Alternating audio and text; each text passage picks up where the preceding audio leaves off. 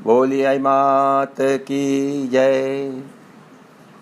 अपनी पुरानी कहावतें, जैसा मैंने पहले कहा था, बड़ी सटीक। ये कहावत है, 100 भकिया और 1 लिखिया। 100 बार बोले वो कम है, पर एक बार जो लिख लिया वो पक्का।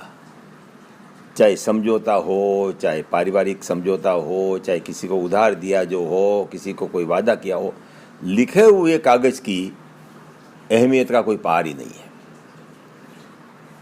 मैं शुरुआत में जब जापान गया तो हम लोग टोक्यो में उतरे। हमारे वो दिन भर का प्रोग्राम था बस में घुमाने का। पहले हमारे जो लेडी कंडक्टर थी वो हमको एक दुकान पे ले गई और दुकान पे ले जाके और कहा, प्लीज़ आप लोग सब नीचे उतरिए, अपनी जेब में आ जाए वैसी एक छोटी सी डायरी और पेन खरीद के लाइए।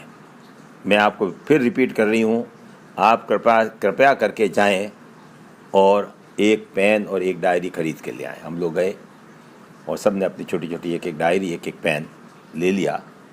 उसके बाद बस रवाना हुई और बस रवाना होने के बाद उसने कहा, कृपया लिख लें आज शाम को आप किस होटल में रुकने वाले हैं, उसका एड्रेस कृपया लिख लें। और उसने हमको एड्रेस बोला और हमने उसमें लिख लिया। फिर एक बार और उसने कही, मेरे प्यारे मित्रों, ये बस मेरी घड़ी के समय अनुसार चलेगी। 9:10 मतलब 9:10। अगर मैंने कहा है 9:10 पर रवाना होगी तो 9:10 पर ही रवाना हो जाएगी। अगर आप उस समय नहीं पहुंचे हैं तो कोई बात नहीं, आप वहाँ से टैक्सी लीजिए, ट्रेन लीजिए और वहाँ अपने होटल पे पहुँच जाइए। अब आप मेरी घड़ी से अपनी घड़ी मिला लीजिए। मेरी घड़ी में अभी 8:12 हुए हैं।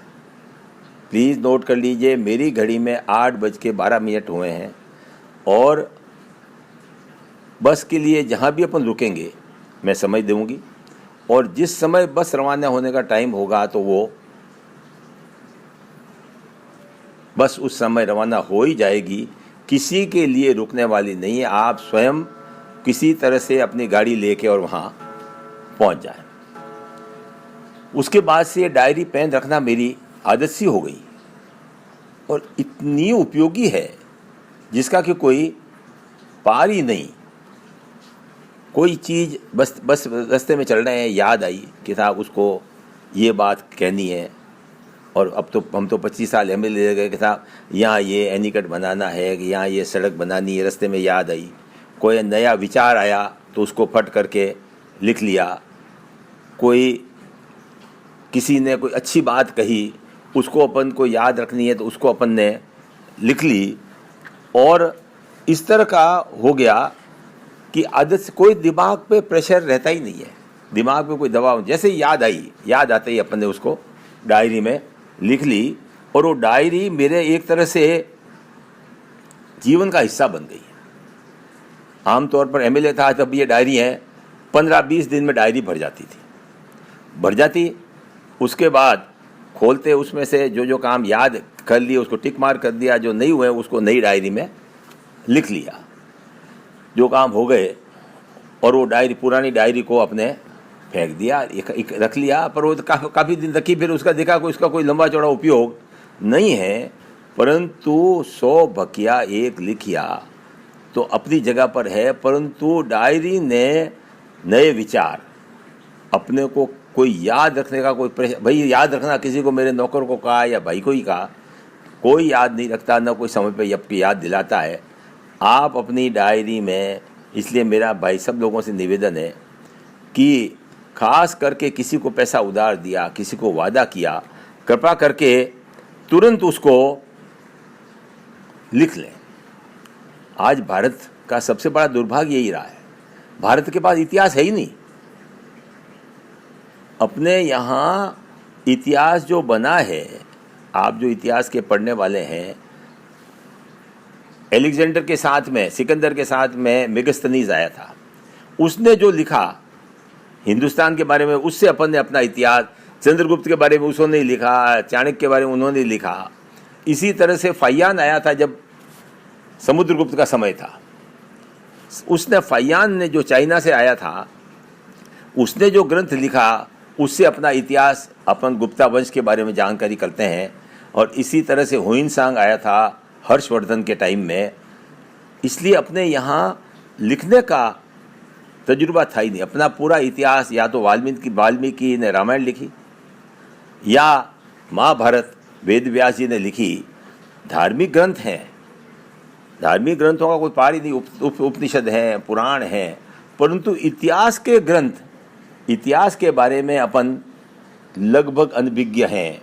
राव जी होते थे, चारण होते थे, वो राजा की तारीफ में तो ग्रंथ लिख देते थे, पर उस समय क्या क्या युद्ध हुए, क्या भारत की दशा थी, क्या नई चीज आई और क्यों अपन लड़ाई हारे, कब आक्रमण हुए, इसके बारे में भारत में अपनी आदत ही नहीं थी लिखने की। इस कारण अपन आज अपने पूर्वजों के बारे में जानकारी है ही नहीं। ये तो भला हो, एक मैक्स मुलर करके जर्मन स्कॉलर था, प्रोफेसर था, जर्मनी में ही रहे। उन्होंने सारे वेद पढ़े, उन्होंने वेदों का ट्रांसलेशन जर्मनी, इंग्लिश सब में किया, तब जाके अपने को सारे चीज़ों का ज्ञान हुआ। ये अपना चाणक्य का, कौटिल्य का अर्थशास्त्र, चाणक्य का पुस्तक राजनीति शास्त्र, ये एक पुस्तक केरल के किसी कोने में किसी एक के पास मिल गई तो, और आज ये पूरी दुनिया में किताब हो गई। तो ये लिखने की आदत अपनी बहुत कम लोगों की है। खास करके हिसाब लिखने की आदत तो मैं खास करके मध्य प्रदेश में जाता हूँ, जहाँ जाता हूँ, किसान लोगों की तो आदत हिसाब लिखने की है ही नहीं। कृपा करके अपना हिसाब पहले लिख फिर दे, कम पड़े तो कागज से लिए। ये आम सेठ लोगों का, आम जो व्यापारी वर्ग है उसका लिखने का ये उसूल है। तो आज से आप हिसाब लिखना शुरू करो, कितना पैसा आया, कहाँ कहाँ गया। तो कभी भी तो आपका गलत पैसा गलत जगह नहीं जाएगा। कभी भी आपके बच्चों को गलती से ज़्यादा पैसा ले जाने का मौका नहीं मिलेगा। कभी उनकी चोरी की आदत नहीं पड़ेगी। अगर कहीं से उन्होंने इधर उधर से पैसा उठा भी लिया है तो आपका अपने आप आपकी डायरी बोल जाएगी कि कहीं न कहीं लीकेज हो रहा है। सो कृपा करके सभी लोगों से मेरा निवेदन है, छोटी मोटी डायरी ले लें, पेन ले लें, और जो याद आए, जो पैसा खर्च करें, जो कुछ करें, उसको डायरी में लिख लें। आपकी ज़िंदगी में बड़ी उपयोगी रहेगी और आपकी ज़िंदगी में बहुत ही बड़ा फ़र्क ये छोटी सी बात ले आएगी। मेरा यही निवेदन है। बोलिए आई मात की जय।